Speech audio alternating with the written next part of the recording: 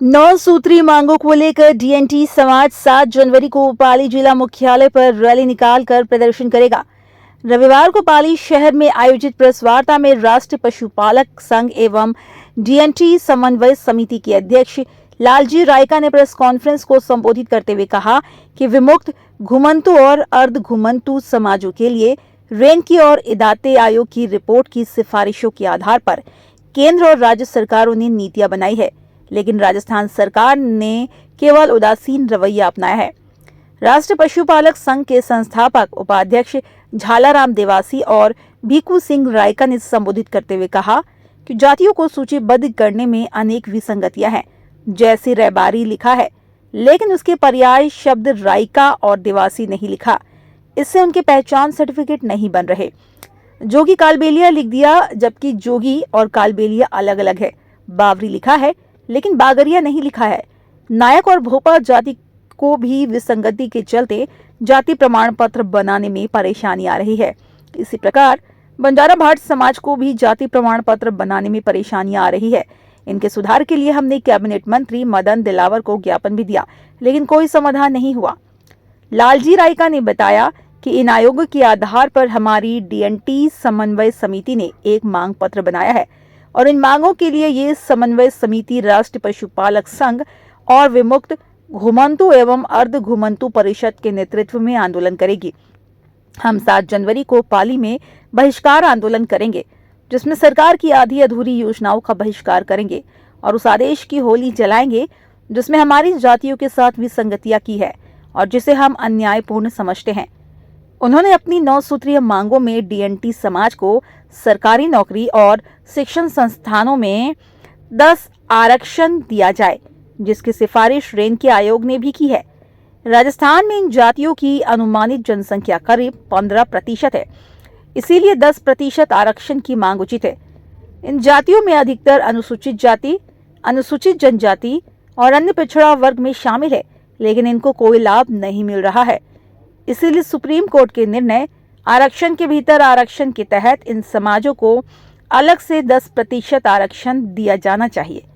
पंचायती राज संस्थाओं और शहरी निकायों में इनके लिए 10% सीटें और आरक्षित की जाए और शहरी निकायों में इनके लिए 10% सीटें आरक्षित की जाए, क्योंकि ये जातियां बिखरी हुई है, इसीलिए एक साथ वोट नहीं कर पाती है। इसीलिए इन्हें प्रतिनिधित्व देने के लिए 10% सीट राज्यसभा में आरक्षित किया जाए। जहां पर इनके आवास है या बाड़ा है, उसी को नियमित पर पट्टे दिए जाए।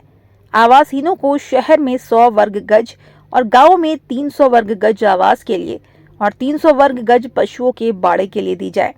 शिक्षा के लिए शिक्षा बजट का 10% हिस्सा अलग किया जाए और उसमें से इनके लिए आवासीय विद्यालय, कला महाविद्यालय, महाआंगनबाड़ी, हॉस्टल, कौशल केंद्र, कॉलेज आदि खोले जाए। इस वर्ग को कहीं भी शिक्षा का प्रावधान किया जाए और उनके बच्चों को शिक्षा अधिकार में प्राइवेट स्कूल में प्रवेश में प्राथमिकता दी जाए और उनकी फीस की सरकार द्वारा प्रतिपूर्ति की जाए। महिलाओं और युवाओं को आधुनिक उद्योग जैसे इलेक्ट्रॉनिक, कंप्यूटर मैन्युफैक्चरिंग में ट्रेनिंग देकर रोजगार दिया जाए, क्योंकि इन जातियों में बचपन से ही कला की प्रवृत्ति होती है। इसलिए इन उद्योगों के लिए वे कुशल कर्मचारी साबित होंगे। सभी प्राइवेट उद्योगों को इस समाजों को रोजगार देने का लक्ष्य दिया जाए। प्रतिवर्ष 1000 विद्यार्थियों को विदेश में शिक्षा के लिए भेजा जाए, जिसका पूरा खर्च सरकार वहन करे। हम लोग पाली में एक बहुत बड़ा आंदोलन कर रहे हैं, जिसको हमने बहिष्कार आंदोलन नाम दिया है। और इस आंदोलन में हमारा मेन पर्पज ये है कि जो डीएनटी है, विमुक्त, घुमंतु और अर्ध घुमंतु जातियां जो 31 समुदाय हैं, उनको मिलाकर के सरकार ने जो नीति बनाई है और जो अलग अलग आयोगों ने जो रिपोर्ट दी है, उसके आधार पर सरकार ने एक आदेश निकाला कि केवल 31 जातियों को शामिल किया। उसमें भी 80% नाम छूट गए। जैसे मैं बताऊं कि रैबारी है, लेकिन रायका और देवासी छूट गए। ऐसे हम लोग आज बंजारा की मीटिंग में गए थे, वहाँ पे राव, भाट और बंजारा एक ही कम्युनिटी है, लेकिन उनको अलग अलग दिखा दिया। जोगी और कालबेलिया को साथ में दे दिया, जबकि जोगी अलग है, कालबेलिया अलग है। बावरी को दिया, बागरिया को नहीं दिया। बहुत सारी ऐसी विसंगतियां हैं जिससे कम से कम 80% जो हमारे जो गरीब लोग हैं, घुमंतु लोग हैं, वो छूट गए। तो डीएनटी समुदाय का एक नया इतिहास लिखा जाएगा। जिस समाज जो सड़कों पर जीवन जीने के लिए मजबूर था और जिसकी तरफ सरकार की नजरें नहीं गई, तो मैं धन्यवाद भी देना चाहूंगा, क्योंकि जिस प्रकार के आयोग जो रेणके आयोग के मार्फत से सरकार ने कुमुंतु और कुमुंतु के सर्वांगीण विकास के लिए एक कदम आगे बढ़ाया है, लेकिन उसमें बहुत सारी त्रुटियां हैं।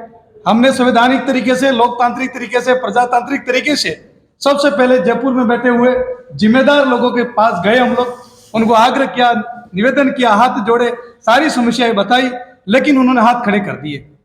तब जब सरकार सत्ता हाथ खड़ी कर लेती है, तब जनता के सामने एक ही राह होती है, एक ही रास्ता होता है कि लोकतांत्रिक तरीके से कहीं न कहीं धरना प्रदर्शन आंदोलन के मार्फत से सरकार की नींद को जगाया जाता है। मंत्री जी के पास हम लोग गए, उन्होंने हाथ खड़े कर दिए कि मुख्यमंत्री जी के पास में जाओ, कैबिनेट मंत्री, शिक्षा मंत्री, क्या नाम था साहब, मदन जी दिलावर साहब, उन्होंने हाथ खड़े कर दिए कि हमारे पास में कुछ नहीं है, बैठने के लिए कुर्सियां तक नहीं थी। अब वहां से निकल गए, कोई बात नहीं, या तो मुख्यमंत्री जी के पास जाओ या दिल्ली चले जाओ, हमारे पास कुछ नहीं है। भाई आखिर में जनता, राजस्थान की जनता आपको वोट देती है, सरकार बनाती है, सत्ता बनाती है, पीड़ा वेदना लेकर यहाँ कोई नहीं सुनता तो जयपुर जाते हैं, और जयपुर वाले भी हाथ खड़े कर रहे हैं तो कहाँ जाएंगे। इसलिए मजबूरन हमें कहीं न कहीं आने वाले 7 जनवरी नई क्रांति की शुरुआत होगी, और वो क्रांति की आग हम लोग पूरे राजस्थान में लेके जाएंगे।